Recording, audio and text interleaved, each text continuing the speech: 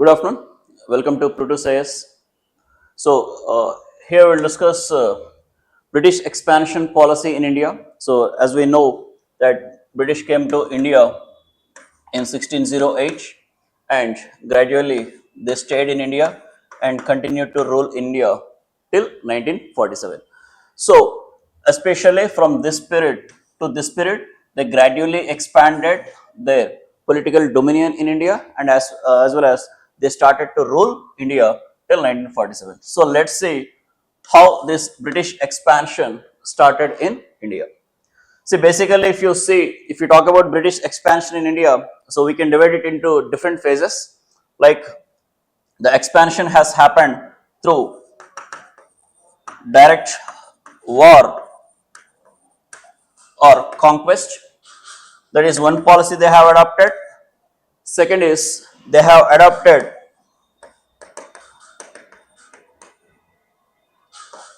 a subsidiary alliance, and another is they have adopted another policy, that is doctrine of Lapse policy.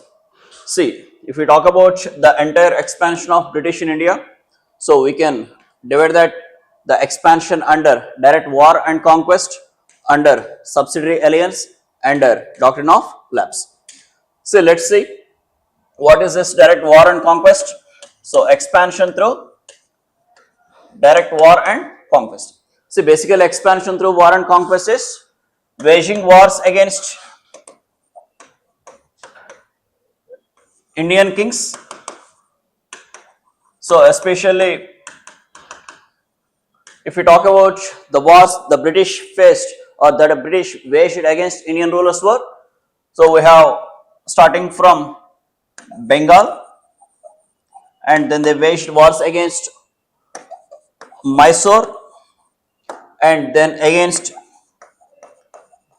Marathas, and then against Sindh rulers, and against Punjab. See, through the policy of wars, they conquered Bengal, through which was Battle of Plassey and Battle of Buxar. So, in fact, we can say Battle of Plassey laid the foundation of British rule in India, whereas the Battle of Buxar strengthened that foundation regarding the British rule in India. So, they conquered Bengal through Battle of Plassey, that is in 1757, and Battle of Buxar in 1764. So, after securing Bengal, the British were high on confidence, and then continuously they waged wars against Mysore, Maratha, Sindh and Punjab. So, Mysore was conquered through Anglo-Mysore wars. So, obviously, how many wars do we have? So, the British waged 4 Anglo-Mysore wars, that is from 1766 to 69, 1780 to 84, 1792, 92 and 1799. So, they conquered Mysore through 4 Anglo-Mysore wars right from 1766 to 1799. And if we talk about Marathas, they conquered Marathas through Anglo-Maratha wars. So, how many Anglo-Maratha wars we have? We have 3 Anglo-Maratha wars. So, they are, first is from 1775 to 82 and 1802 to 1805 and 1817 to 18. So, these are 3 Anglo-Maratha wars through which the British conquered the Maratha Empire finally. And if we talk about Sindh, Sindh was conquered by 1843, and finally the last Indian territory to be conquered by the British through war, that was Punjab, which was conquered through 2 Anglo-Sikh wars, that is from 1845 to 46 and 1848 to 49. See, right? So, the British expanded their political domain in India through war and conquest, second policy through subsidiary alliance, and third policy through doctrine of lapse. So, through war and conquest, they conquered Bengal, Mysore, Maratha states, Sindh, and Punjab states. So, especially, so in this context, like in the context of war, starting from 1757, starting with Battle of Plassey, and 1849, that is Second Anglo-Sikh War, the British conquered these territories. So, in this way, these territories were conquered by the British through the policy of conquest through war. Whereas, coming to the second policy, they conquered various Indian territories through a diplomatic policy called subsidiary alliance. See, what is this subsidiary alliance? Especially this subsidiary alliance system was introduced in 1798 to India. So, it was introduced by the Governor General Lord Wellesley. So, especially this subsidiary alliance system was introduced to India, especially to counter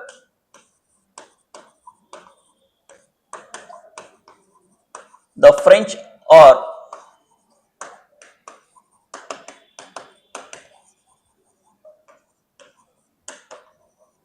Napoleonic influence in India. So, especially this is the time period of French Revolution in Europe.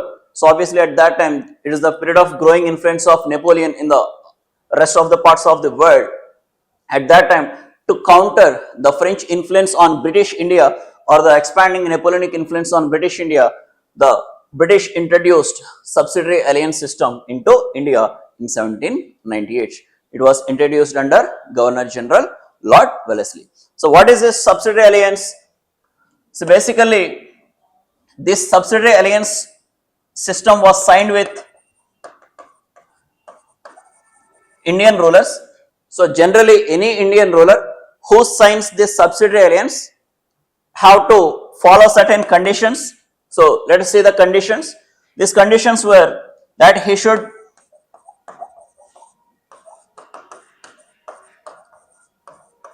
disband his own army and station British troops. So, first condition is any Indian ruler who signs subsidiary alliance with British should disband his own army and should allow stationing of British troops in his state. In his state. Second condition is he should pay for maintenance of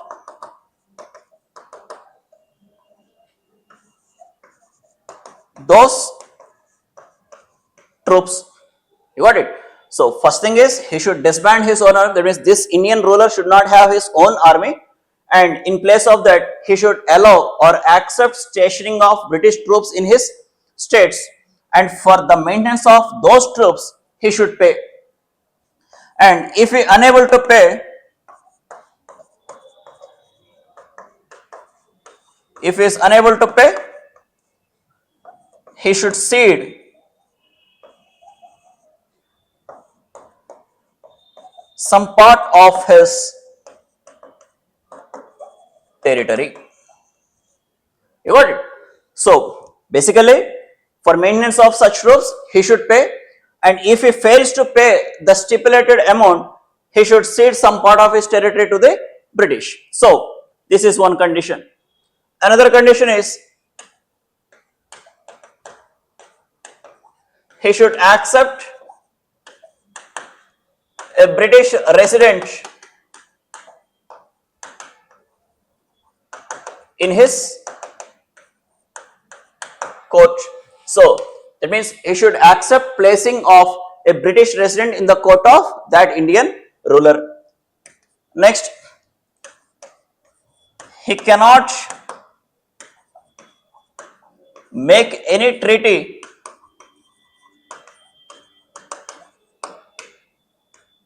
with any other Indian or foreign power. So another condition is he cannot make or he cannot enter into any treaty with any other Indian ruler or any other foreign power. And the final condition is he cannot employ any other European in his court. So what is subsidiary alliance system? Subsidiary alliance system is introduced in 1798 by Lord Wellesley to counter the Napoleonic or French influence in India and to make Indian rulers submit to the British, especially submit to the British in what way? So if any Indian ruler signs this subsidiary alliance with British, he should disband his own army and should accept stationing of British troops in his court. And second is, for those troops, he should pay the maintenance charges, and if he unable to pay, he should cede some part of his territory to the British, and he should also accept stationing of a British resident in his court, and he cannot enter into any treaty or he cannot make any diplomatic relation with any other Indian power or any other foreign power, and he cannot employ any other European other than British without the permission of British. So in this way, subsidiary alliance system was introduced and the British made Indian rulers to sign this, especially from 1798 we have many states who signed this subsidiary alliance, such as we have Hyderabad, we have Mysore, Awadh, Tanjore, Peshwa and so on, right? So many Indian states were brought under this subsidiary alliance system. So if you see the conditions here, if any Indian ruler signs this subsidiary alliance, so that is nothing but he virtually loses all his independence. Technically he will be the king, but he will not have any power to employ any other European. He will not have power to enter into treaty relations. He will not have power to make any treaties with any other Indian ruler. He will not have power to carry administration independently because there is a British resident who will involve in the administrative matters. So virtually he loses all his independence or autonomy. So in this way, the British brought many territories under their control. So this is second method they adopted to expand themselves. So the third method is doctrine of lapse policy. Doctrine of lapse policy. What is this doctrine of lapse policy? So it was introduced in 1848. It was introduced by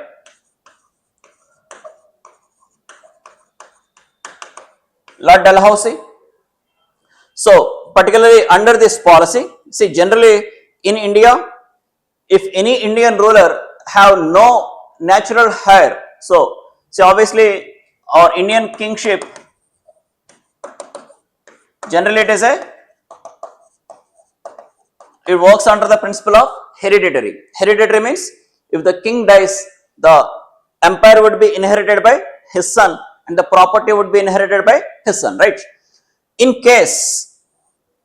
any case, if Indian ruler have no natural heir,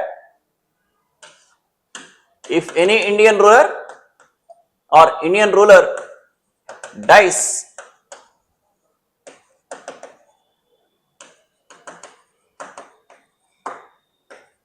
without natural heir means male son. In such cases, then such kingdom cannot be adopted, cannot be inherited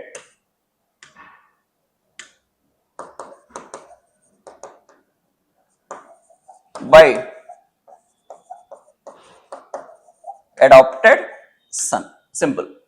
So, under doctrine of lapse policy, if any Indian state or if any Indian ruler dies having no natural heir, such state cannot be inherited by the adopted son. Simple. That means if the king dies without male son, male heir, such state or such kingdom or such empire cannot be taken over by his adopted son. So, such states would be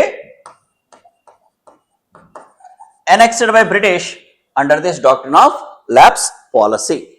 So, this is the third method that they have adopted. First method is war and conquest, second method is subsidiary alliance system, and third method is doctrine of lapse. So, under doctrine of lapse also they have annexed various states like Sambalpur, Jhansi, Nagpur, Kanpur, Awadh, Jaipur, and many more, right?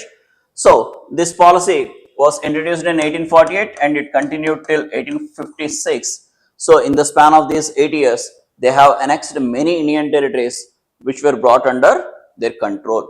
So, if you see the British expansion in India right from the beginning of 1757, so they have followed three policies. One is direct conquest and war, second is subsidiary alliance system, third is doctrine of lapse. Direct war and conquest is conquering Indian territory through wars, and whereas subsidiary alliance system is making the Indian ruler to sign subsidiary alliance, which he have to follow or uphold these conditions, which in fact makes him to lose all his autonomy or independence.